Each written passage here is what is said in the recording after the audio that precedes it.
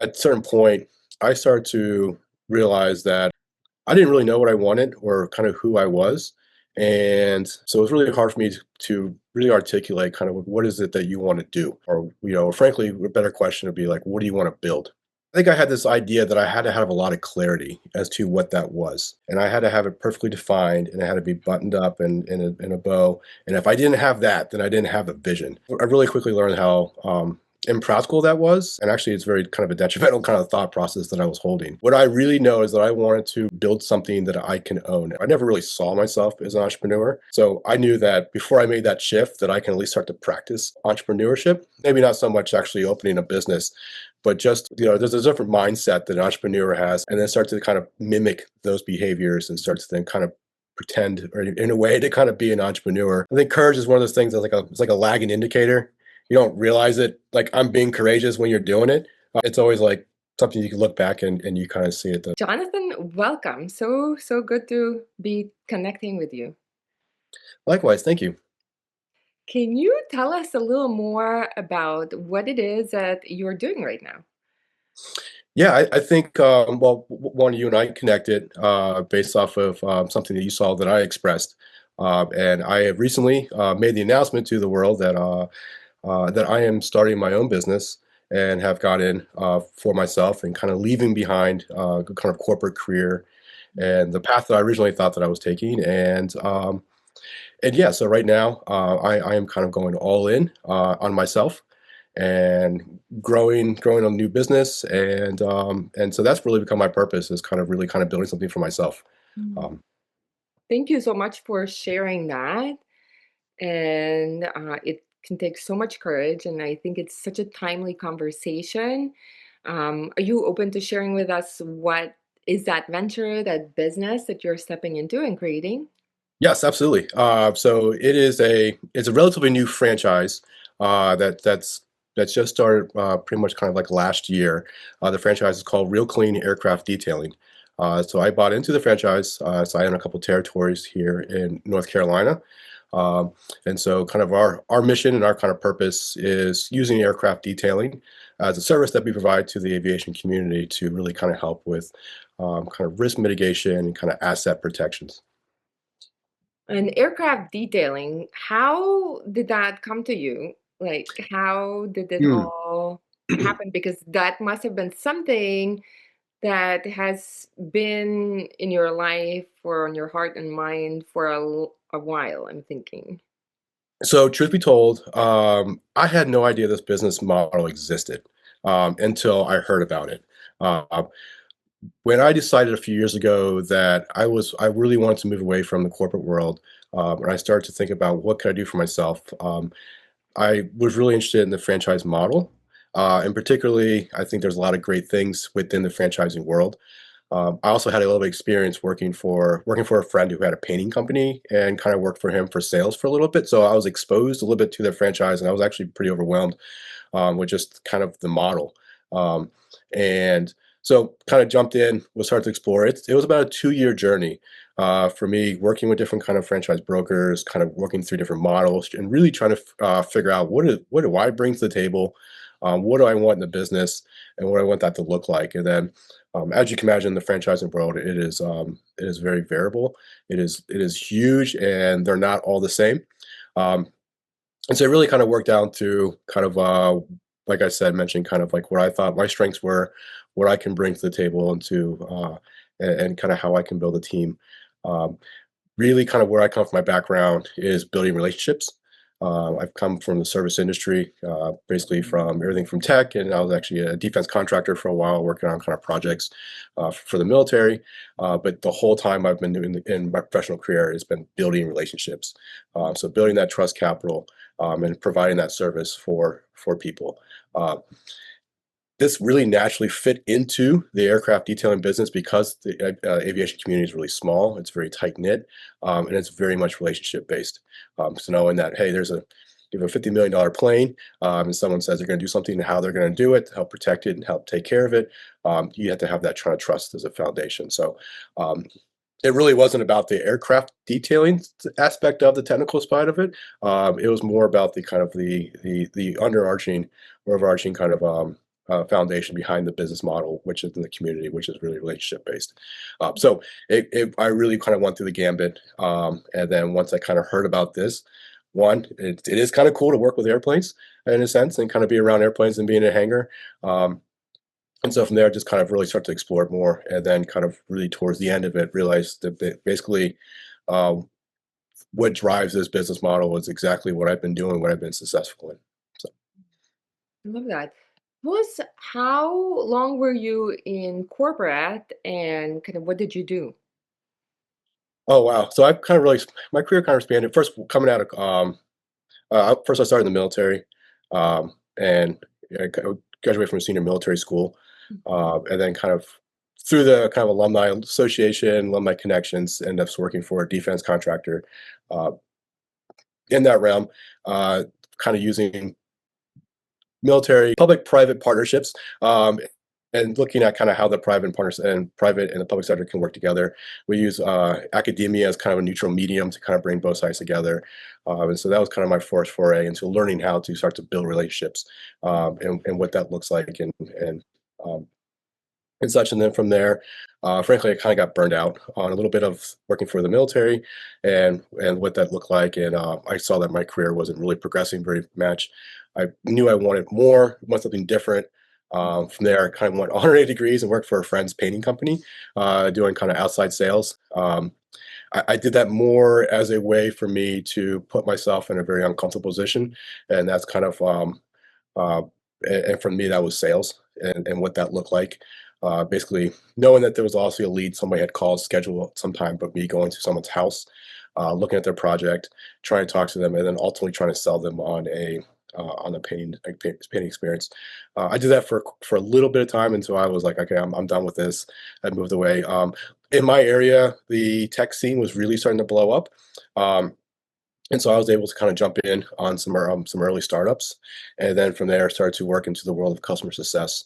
And so that's kind of where I've been for the last about 12, 13 years, is kind of working in customer success, working with startup companies, and kind of helping build that kind of discipline into the company's DNA.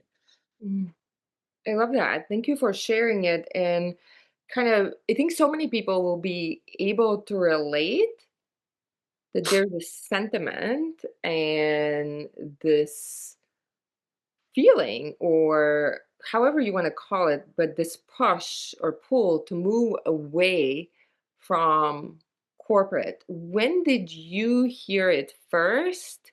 And kind of how did it bubble up for you? Yeah, that's so it's like a two-pronged question. Let me see if I can try to answer and try to bring both sides together. Um, One, I am I guess kind of generation early. I'm a Xennial, and so I'm very much influenced by the kind of boomer generation of kind of working up the corporate ladder, paying your dues, and kind of there's a reward on the other side of that. I think that worked for a lot of the kind of boomer generation, kind of working through pensions and such. And so, and as we kind of see now that um, kind of especially in the tech world, that if you want to be promoted, you kind of have to move laterally, which means that if you want a promotion in the company, that you need to go somewhere else to get that job experience or get that payment to come back. And so there's not a lot of that loyalty that we were kind of taught as to being like, um, kind of get your ticket punched, if you will. And then as you kind of move up, that kind of happens. So one, that was kind of the game I was playing for a while. Two, not really understanding kind of what I wanted, and forcing myself to play a game that I didn't see myself winning, or no, or really was I really good at that game myself. And so I think at a certain point, I started to realize that I didn't really know what I wanted or kind of who I was. And so it was really hard for me to really articulate kind of what is it that you want to do, or frankly, a better question would be like, what do you want to build? Um, Luckily, I started working with an executive coach, and this person really helped me kind of create those models for myself to articulate and kind of um, work through what is I do and start to build the discipline that I'm looking to. And then that really kind of stepped off, especially when I was starting to work through moving out of the corporate world and then trying to do something for myself and then become an entrepreneur. I never really saw myself as an entrepreneur. Uh, so I knew that before I made that shift, that I can at least start to practice entrepreneurship, and maybe not so much actually opening a business, but just there's a different mindset that an entrepreneur has than someone who is like a middle management or something to that effect. And so, what does that look like? What do entrepreneurs do? How do they think? What are their behaviors? Where am I? How many do I exhibit if I don't? And then start to kind of mimic those behaviors and start to then kind of pretend, or in a way, to kind of be an entrepreneur, to kind of create that entrepreneur mindset. So knowing that as those doors opened and I took the opportunities, that I was in a better position to kind of pounce on them, and it will. And that's kind of what happened with kind of looking at the franchising. And so on one end, I was kind of pretending or practicing being an entrepreneur, but creating a mindset. And then the other end of it, it just naturally kind of opened more doors that I didn't see as available, had I been just kind of going through the corporate ladder again. This is so powerful what you're sharing because, first of all, so many people, and I can relate, is okay, like whatever the game you're playing, just like I love how you put it, or whatever Mhm, circuitry you're running is no longer aligned or working for you at some level.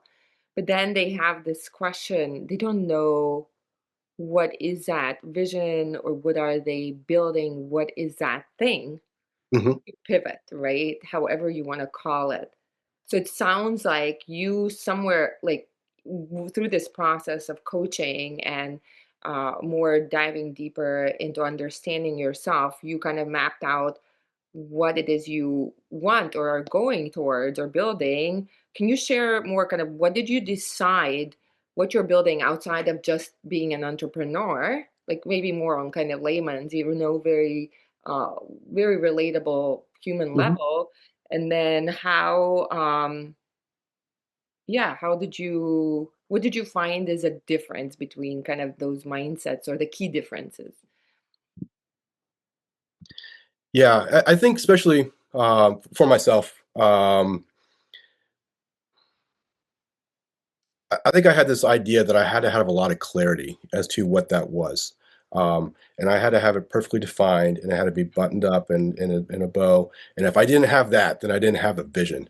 Um, that I really quickly learned how impractical that was, and actually it's very kind of a detrimental kind of thought process that I was holding. Um, what I really know is that I want to build something that I can own. And I think that's kind of why I was kind of getting away from working for startups.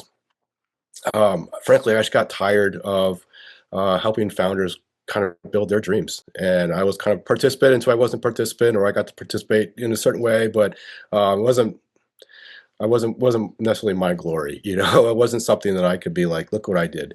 Um, and so I really kind of wanted to build that, and so that was kind of my North Star, was kind of like, I want to build something that I can be proud of and something I can own. So that's how I orientated myself towards that. And what is it I need to build? I need to build, I need to build my mindset. I need to build resilience. I need to start looking at certain things, and also starting to understand that, hey, in this mindset and kind of this growth, um, there is a form of suffering. And I had to also kind of change my mindset around kind of what suffering is, and knowing that kind of inherently that's just part of our kind of natural experience, but there's a way that you can kind of uh, um, you can, I don't want to say manipulate it, but in a way that um, that suffering can become incredibly purposeful. Um, and so knowing that kind of doing hard things and chasing doing hard things, that there's inherently value in doing the hard things. And knowing that, hey, so when you're the entrepreneur and you're kind of with 3 a.m. in the morning and you're kind of thinking about your cash flow or whatever those problems are that you're worrying out, you've already kind of inherently built that resilience to kind of deal with these problems before you kind of get to them. But then you're trying to kind of learn on the job site, if in a will, or kind of, or make another analogy, kind of building the plane as it's flying. And I understand in some ways it's kind of happening in a way, but for me, that was kind of really kind of where I was going for. So one, it was really kind of the orientation of kind of where I'm pointing myself towards, and then kind of I think naturally, the more you orientate towards that kind of that higher power, there ends up being this kind of ordering that starts to happen with that. I love that. Thank you so much for sharing that. And I think one of the, I was writing down in terms of the title of the episode, I think when I will release it, uh, this conversation. I think it will be building your own dream. And I think at the heart of it, that is what anybody who has that call on their heart wants, Mhm, right? At some point of level, your soul is like, okay, I'm done building something that you could not care less about. I'm done building another PowerPoint presentation, another Power BI daily dashboard, for mhm. people who are never satisfied, and this is no longer what I want to put my life force behind. Mhm, mhm. Exactly. So thank you so much for sharing it. And how did the franchise idea come to you? Because like relationships, right? And this connection, you can put it behind so many things, right? Mhm, You can tie it to like I was in recruiting for 15 years, right? It's also heavy mm, relationship, connection driven. I mean, you can pick out anything and find relationships, right? And that mhm. connection is a tie-in. How did you connect with franchising and it being the right thing for you? Yeah, I think one, kinda coming from the military, I like the idea of kinda having something in a box. Like, this is kinda set. I think I work much better in that position more than something where I'm kinda building from scratch. That's just kinda how I operate and kinda I work best in. Yeah. You give me limitations and everything, and I can be more creative in that versus, like, build your own limitations and so whatnot. Um, Second of all, also with the or kind of most important to with the franchising, that there is a built-in network. And so you have a franchisor, and based off of the relationship, and this is kind of what I was looking for, is like, how successful do they go with me? What are they doing to help me set up for success? And um, knowing that there's a team behind them, and I'm working with them to make sure that my grand opening is great. I got the marketing. They're bringing the vendors to me to help me kind of build up the infrastructure around it, as far as like bookkeeping and CPAs and other such aspects. And so you kind of have all this infrastructure that's set up to support you. And then on top of that, you have all the other franchisees, who are also there, who are going through the same journey, having the same problems, and they're all very hungry and also want to connect and make sure we're cross pollinating ideas and seeing, oh, I got this problem, and oh, call this guy. He dealt with this last month, and and so having this built-in support network, I thought was really important for me. That I didn't really kind of feel like I was on an island doing my own thing at my own, and so. Having that support mechanism, I think, was really important for me. So that's where I really want more towards the franchising side, more than kind of starting something from scratch. I love that. And when you decided, because also I think you mentioned there's so many franchising options, you even like Mhm. obviously were familiar with the painting and looked at many.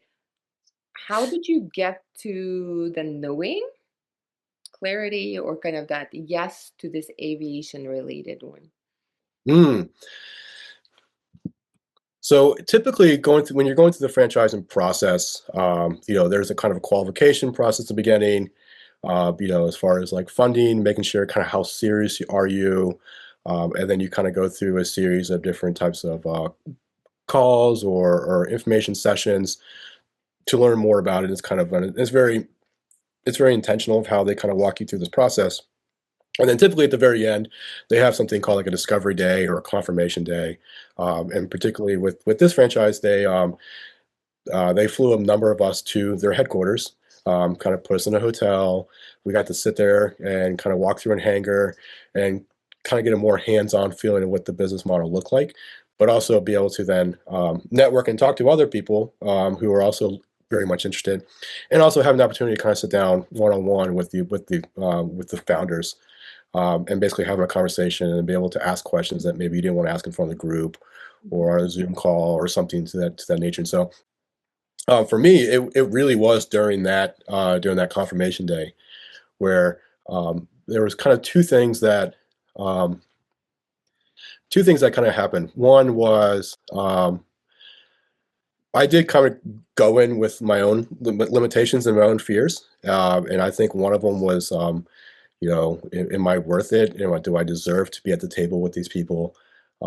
you kind of have this idea of like what this entrepreneur is, and these people who are going into business, and does everyone have have all their stuff together, and like, do I have my stuff together? And so I brought a lot of fear to the table. And as I start to just meet and have conversations with them, these are like the potential owners or potential franchisees. I started to realize how similar we were, or like there wasn't anything completely unique about these people, or some skill set that they all had that I was completely lacking. Um, and so that made me, I realized I'm just can't carry around this stupid fear. So once I was able to quickly kind of shed that and realize that that was not working for me whatsoever, um, then it really kind of allowed me to really explore, be like, well, what do I really bring to the table? And then as I start to learn about more about the industry, and particularly kind of having this more one-off conversations and dig into things that I was interested in digging into with the owners, I started to realize just how relationship based everything was. And kind of looking back to what I've been doing as being like, this is exactly what I've been doing and what I've been successful in. It's just in a completely different medium. But fundamentals are still there as kind of what drives people, and why people want to work with other people, and what that looks like. And so, yeah, so it kind of was almost like a little bit of an epiphany during that confirmation day that, like, this is something that I absolutely can do. I absolutely can be successful in it. And that's kind of where I was like, went from like, 85% to like 100% in. Mm. So you had the knowing, like at certain moment, like it kind of kicked in. Yes, this is it. Mhm. Yeah, I forgot exactly which presentation it was or whatnot, but I was kind of sitting there and thinking, and all of a sudden I was just like, it just came to me. I was like, oh, I'm actually really good at this. And I was like, this is what this grows as, and so, or at least I think I'm good at it. So we'll see. But, but, but yes, it was basically kind of had this little epiphany during that time, being like, like I do bring a lot to the table. And yeah, and that's kind of where I was really, really kind of bought in. And how long was the time frame between you having this thought and this call that you want to do something different to you kind of knowing that this is, that moment essentially? You mean particularly with this franchise opportunity, Well, or yeah, just when you in started, general? you yeah, decided and kind of knew the future direction. Well, me, I have to learn things the hard way. That's just We kind of all how do. So actually. welcome to the club. So, so when I started working with an executive coach several years ago, um, I originally started out reaching it because I remember my first conversation with him was something to the nature of being like, there is something that's in my way that I don't know what's in my way, but I'm in my way, and I want you to help me kind of get this out of my way so I can be the better version of myself, and what that looked like, and something that's probably a little more elegant than how I just put it, but something to that nature at all. So that was kind of how I started kind of working through that, and slowly moving towards and then realizing that entrepreneurship was probably the direction that I was really kind of craving, but I wasn't giving myself the worth that says that I was something I was capable of doing. And so that was kind of why I kind of maybe, could have been a lot more successful in the executive world or something, but reality is because I was being pulled away, and not really knowing why.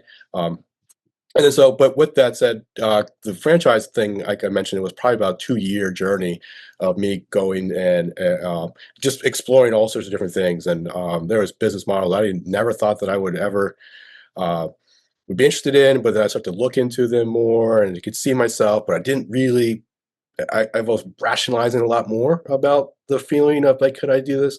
But unlike the aircraft detailing, uh, I had that emotional buy-in very quickly.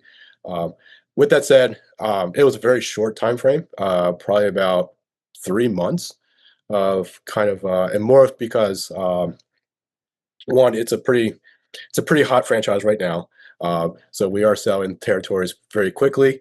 As you can imagine, in the aviation community, there's only so many territories that are kind of ripe for business. So there is a limitation there. Uh, and North Carolina, where I am, is also another kind of hot area for aviation. I mean, we're also the first in flight, by the way. But so there was a little competitiveness of being like, oh, this is a territory. If I'm really serious about this, I need to make moves quickly. So I really kind of ramped up the conversation to kind of drive that. So I was a little bit probably more aggressive than some people in that aspect. But I've also had gone through a year and a half of negotiations with franchise, so I really knew what I wanted and why I wanted it and when I wanted it. Um, so yeah, so it was pretty quick. What would you say to somebody, advice you would give, words of wisdom, because hindsight is 2020, but for somebody who's in that spot where they are in something right now Hmm. and they are busy, bored, exhausted, stressed out, or whatever, they just know it is not energizing and fulfilling to them anymore, Mm. but they don't know. And like you said, kind of this lack of clarity, a lot of fear, a lot of unknown. How do they, like, what are some of the next steps to take?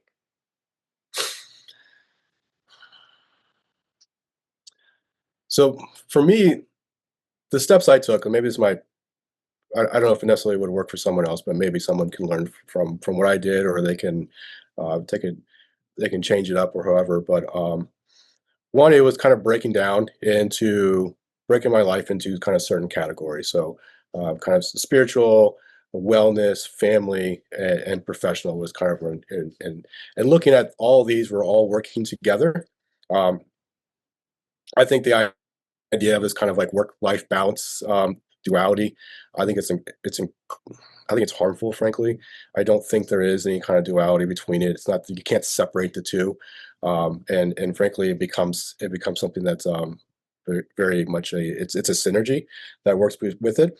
So I also had to do it that way. When my health had to play a big role into um, being on, if I'm going to run on all cylinders, and be at a high performance, then like I need to make sure that all the systems that are working in place that are going to help me kind of be high performance. And so that was one was kind of the mental health. So understanding, doing things, everything to, having gratitude practices. And I have like, I have I call it my CEO hour. So it's pretty much like the first hour of my day and kind of how I set that up. Um, and knowing that there are certain things that I do is kind of like it's almost like a ritual that kind of helps me really set the tone for the day and really kind of makes me take control. And so I had to put these little steps in place in order to kind of make sure that I kind of had these systems that are all working towards and kind of had these goals within each of them, but knowing that these all goals all kind of chunked up to a bigger goal or bigger orientation to what that is. Um, I think also for me, one of the lessons learned going through this process is you don't have to have clarity. And actually having some flexibility is probably it builds resilience in itself more than having to have something. So I would have problems where um, I would overschedule and I'd be like, and every day I'm doing this, and this is when I'm going to work out, and this is when I'm going to do this, and I'm going to work and make these calls here and there, and then something would come up that I had no control over, and then it would change my schedule up. I would feel really bad about myself because I got off track, and did I not do and so I just have to realize that wait a minute, I have to build some flexibility, some resilience into my own systems, and kind of and allow these things to happen. Being like, well, I got three other five things that today, and this other thing came on my plate, and I was able to take it out. So yeah, so kind of building these systems, just chipping away every day, just kind of getting up, working towards this, and starting to build it, and then kind of over time, naturally, I think just kind of doors just start to open up. There's things that you don't see when you have a certain mindset that all of a sudden, you start to then see a lot more of. We're kind of presented these things in our life, and so I think just being able to take advantage of it when those things kind of happen. Um, yeah, I don't think there's anything. Um, I don't think there's anything really unique or special about who I am. I don't have a superpower or anything to that effect. So I think everything that I have is pretty much part of everyone else. So it's just kind of making sure that, well, let me take it back. I think the idea of, like I mentioned, thinking about kind of like suffering earlier and understanding big, hard things. Um, I think one of the big lessons that I had to learn, especially understanding kind of what it means to be a man or as a father or something to that aspect, is learning that the responsibility that I'm given is the gift, and I'm not chasing things to then get something else. Um, and then when you start to see that this pattern, that the things that you're given, the responsibility you're given, and the more you're able to fill and obligate those things, you get more responsibility because of that, and that becomes the gift in itself. And so looking at doing hard things and chunking why I'm doing those hard things up to those that orient why I'm orientating. So um, I'm not working out in the mornings because I want to make sure that I look good for the beach or something for myself. I'm doing it so I can be strong and resilient for my family. And so, kind of why I do those things and why I do, why I wake up at 6 o'clock in the morning to go and do heavy lifts or heavy squats, um, making sure that I'm kind of orientating to kind of what the goal is and what I'm doing it for. So, I think it's this constant kind of like recalibration, this process that I had to go through that kind of really I think it's kinda given me success.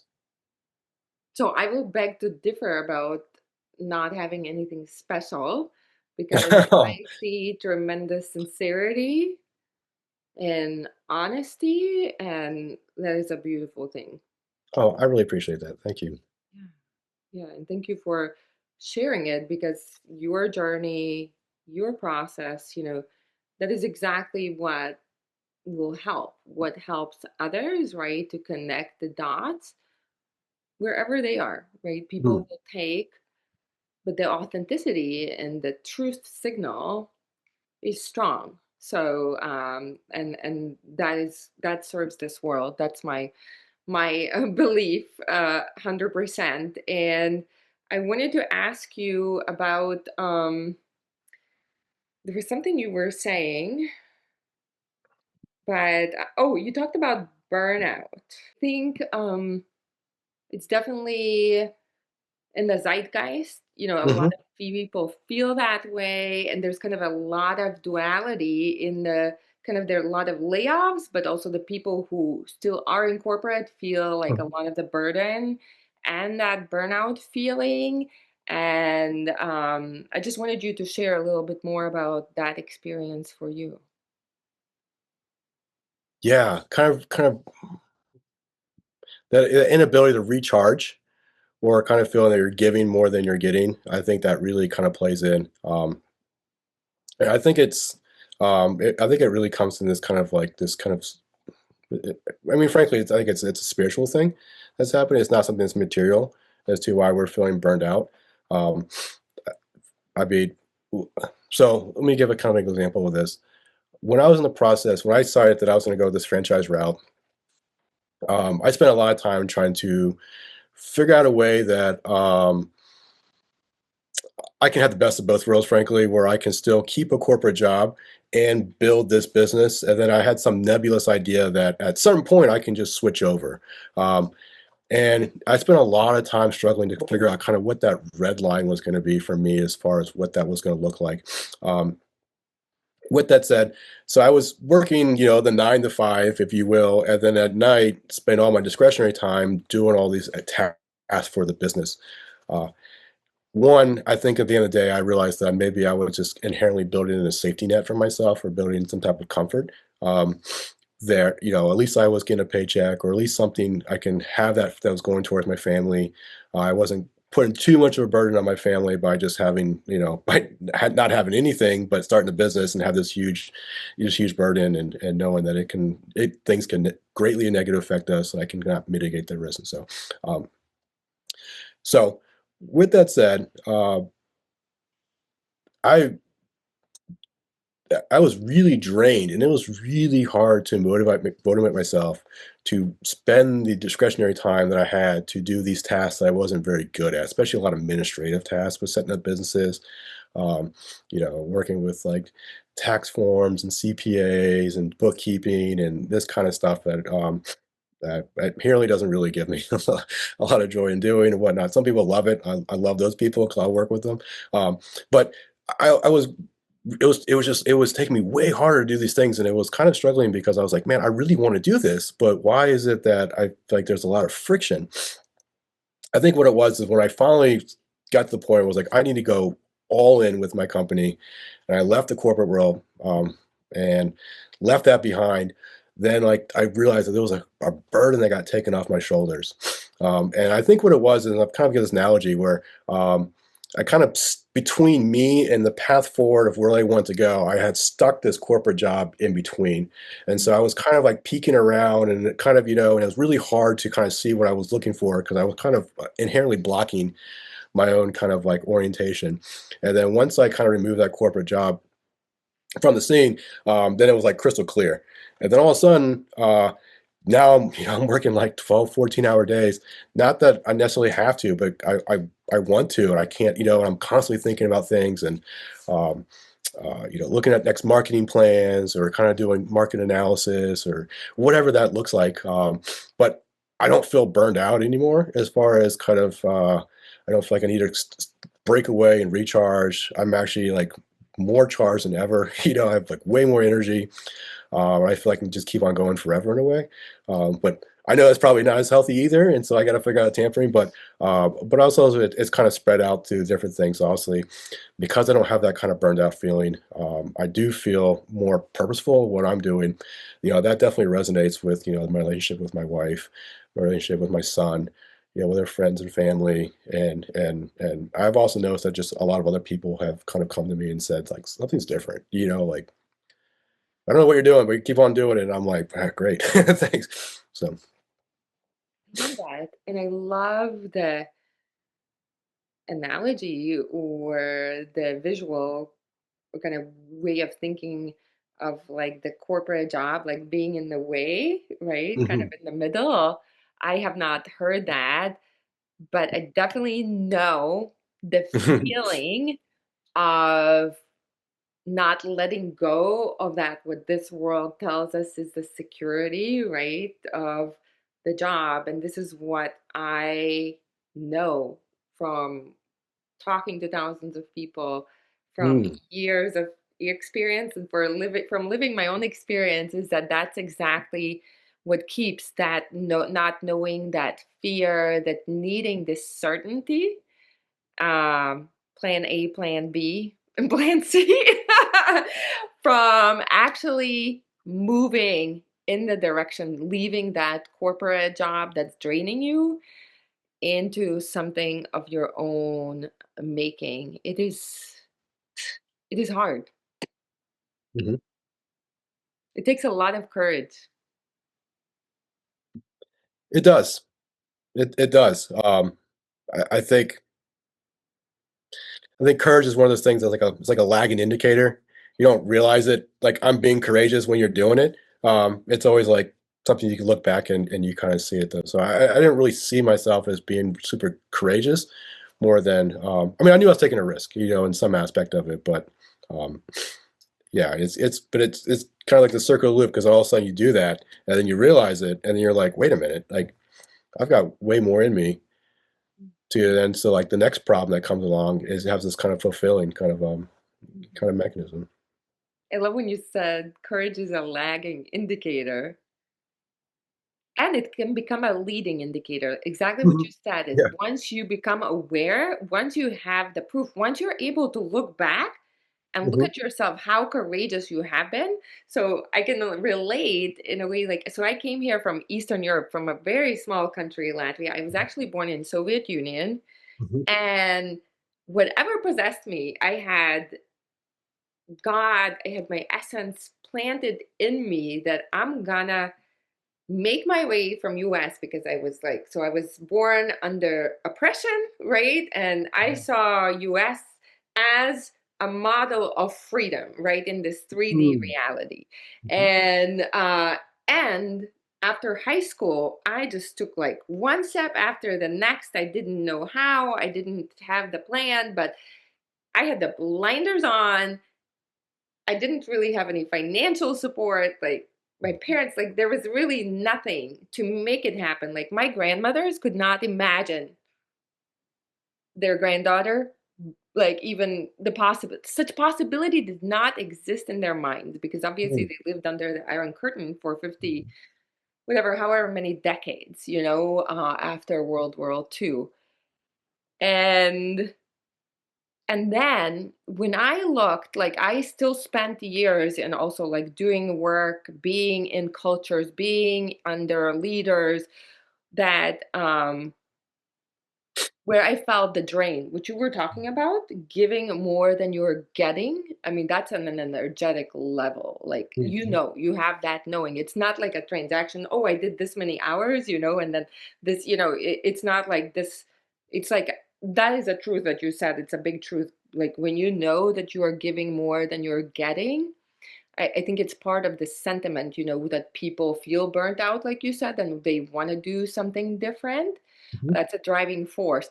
But then the courage, like when I look back at that, and then I'm like, and here I am, and I'm sitting in this framework, and I'm exhausted, I'm stressed out and overwhelmed every day. And then I look back, and at 18, I had this courage to go from this small, like 2 million people country, to like a completely different system with no backing, nothing. I'm like, bye bye, wait, the bleep bleep up. And so that's exactly what it is. Once you've done something in the past, you can kind of source, right, more courage and kind of source your decision making from that courage. Yeah, what a blessing. Yeah. Yeah. Yeah, but you are the blessing. You are like you need to see yourself and you need to see your own courage to Mhm. kind of keep making those decisions going forward. Um I'm just looking at the notes that some of the notes that I took on what you were sharing. Um so what do you see as your own purpose right now, Jonathan? Build, just build. I just kind of at the beginning level of this journey right now. We're at this company and building something.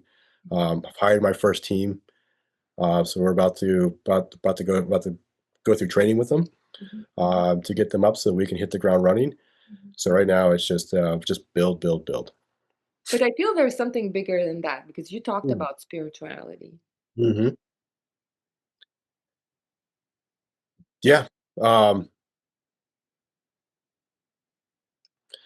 I think also in a lot of ways too.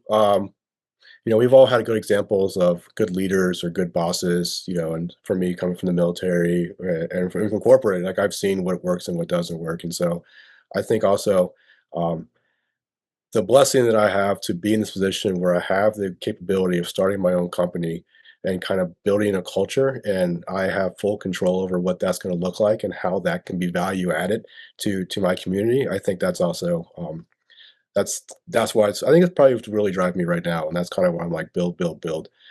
So I can build something that's going to be value added to, and people can participate, and they can also be energized and fulfilled by this, and become value added as well. Yeah, so it's like you're building something that at the end will be a plus to this world, a plus to people.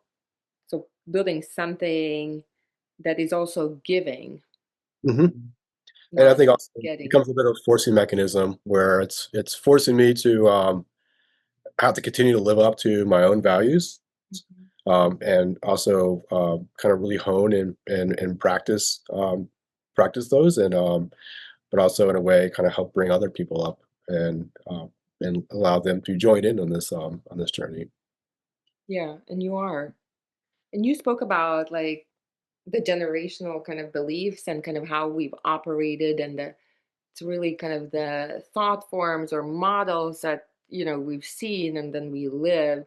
And I think part of that burnout and part of the frustration and disappointment, like in the sentiment that people are feeling around doing work that's draining for them, in environments that are draining for them, um, is this kind of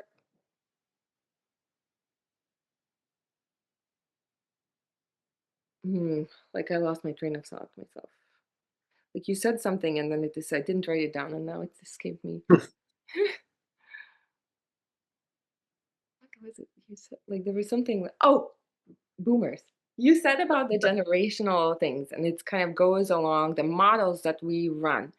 You talked about working, right? And playing this game of working for the X reward. Hmm. And a part of the frustration or burnout is that people are finding that it's not really true or aligned for them because they don't want to like work for years and give their life force and end up being stressed, drained, and at 80 years old, what they look back and feel like they lived somebody else's life. And that we feel like it's kind of that also the career ladder model, go for the next promotion, go for the increase, go for the more responsibility. But like the actions and the days and the months and the years that you live, most of that is miserable feeling Mhm, for what? For that checkbox. And mhm, then in a way you build a house of cards mhm, and most of your life is spent running after a goal. And I think people are waking up. It's not their own truth. It's not fulfilling. mhm. Yeah, I think, and this goes back to the fulfillment. I said it comes from, like I said, like I think suffering, especially, and this is coming from more of my spiritual background, uh, that it's kind of inherent to, or to our experience. Um, so let me give you an analogy. The bodybuilder who is uh, diligent about tracking their macros, and every meal is steamed rice and steamed broccoli and chicken breast, and it's very plain. And they spend a lot of time in the gym and working out, and also like at the sacrifice of like maybe having some type of relationships, or going out and partying with friends and kind of having other experiences, because they know that, hey, they're orientated towards this goal for their competition and whatnot. So inherently they're suffering in what they're doing, versus the person who doesn't work out, is on the couch eating potato chips and whatnot. Like eventually that's going to catch up, and they're going to have suffering with their own health issues. At the end of the day, they both suffer. The real question is, though, is do you know what you're suffering for? Um, and so that was for me, was kind of realizing, being like, okay, what is what I want to do? If I want to make sure that I can build something that I can show my son, or show him what he's able to do, or pass down these skills, and it's something that I need to do, and I can't do that kind of like passively by just kind of being middle management or something to that effect. I needed to kind of jump in all in. Um, so for me, the responsibility becomes a reward. So now I am the suffering is being like working the late hours, taking on all this risk, both financially, and also now hiring a team and be able to put trust in them and build this right. And every day I'm making decisions about where marketing dollars are going, or how is this going to work, and am I complying with FAA, and all this stuff that's kind of on this stuff. But at the end of the day, I still know exactly why I'm having to sit there and be in the situation I am, to have to make these all these decisions. It's because I know what I'm trying to build, and I'm still keeping orientating towards that kind of higher reality of power for myself. And you mentioned high performance. What does high performance mean to you now, today? Mm, I think a lot of, and as you're thinking about the answer, I think a lot of people, again, it's kind of one of these thought forms, like hanging out, and yeah. people are working hard for it and buy into it, and then um, then they start doing all the things that ultimately might not serve them in the name of the idea of high performance. Hmm. I think if I had to distill high performance down to, this probably makes the most sense to me, is building resilience. And the more I'm able to build resilience, um, the more I'm able to kind of weather storms, whether how big their storms are, or what those decisions are, or even the impact, or having that, be able to not overreact to something very heavily emotional about this, the weight of the decision I need to make, or even so, when I build resilience too, is even knowing that, like, if I'm not doing the right things to make sure that I'm getting my sleep, and I now treat my sleep as if its own job, knowing that if I wake up in the morning and I didn't get the night's sleep that I needed, I'm inherently kind of working with like one hand tied behind my back, as far as not being able to run on all cylinders, and then not be able to make it on cylinders doesn't have the resilience that I'm be able to weather whatever those little emotional storms, or those decisions I need to make, or be able to then have the clarity to jump into certain situations, and so that kind of hinders me, and so it becomes this kind of like it's like self-fulfilling kind of prophecy, where like, I don't that I'm not succeeding, and then I'm kind of hindering myself. So as I mentioned earlier, kind of having these different systems where I'm making sure that um, that these all these systems are all kind of playing in together, but they're all kind of working towards the same hierarchy and working towards the kind of the same goals. So they're not these kind of like exclusive little things that are happening in my life. Like family is not exclusive to what I'm doing now. It's very much, there's very much, well, especially because my wife and I, my wife will eventually start working with me more into this right now, but so we're looking forward to that. But yeah, so yeah, it's just kind of building that resilience and kind of having the synergy between all these different parts of my life and make sure that they're all kind of orientated towards working towards this kind of higher purpose. It's beautifully tying into the point you made about like it's not really there's no delineation or separation line for work life or whatever balance.